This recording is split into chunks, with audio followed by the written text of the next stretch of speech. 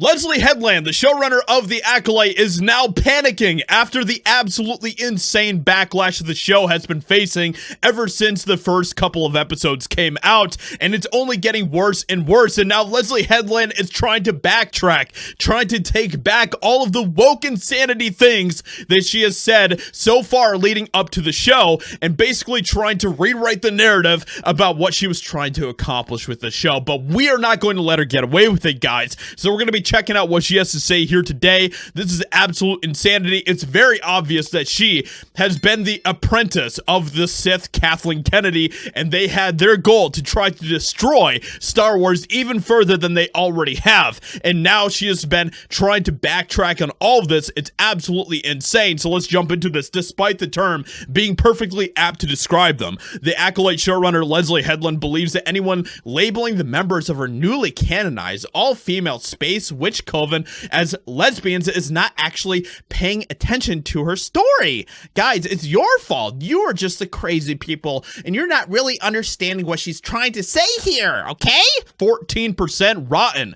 This show is an absolute disaster. I'm together by reflecting on the backlash of her previous interview with the Rap's Drew Taylor, in which she appeared to affirm the widely held belief among test audiences that The Acolyte was the gayest piece of Star Wars media yet.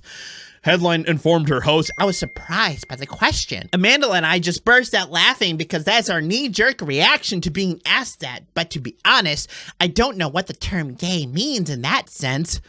What do you even mean? It's very obvious in the context of what that guy was asking you guys about what he meant. So this is just her trying to not be held accountable for the ridiculous things that she was saying.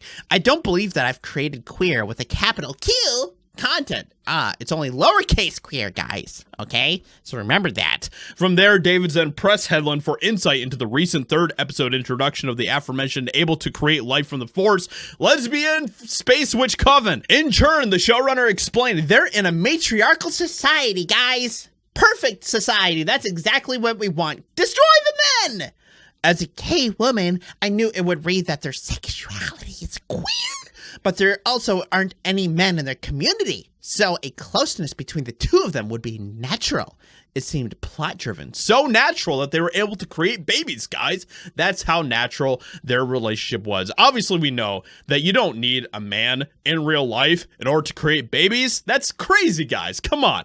The science, you are a science denier if you think that you need a man and a woman in order to create a baby. I would say it's really reductive to call them lesbos. I think it means you're not really paying attention to this story. Guys, it's your fault. You are not paying attention, okay? That is absolutely insane. That is crazy, crazy stuff. This is just more gaslighting coming from Lucasfilm, from Star Wars, from Disney. It's ridiculous. They gaslight all the time.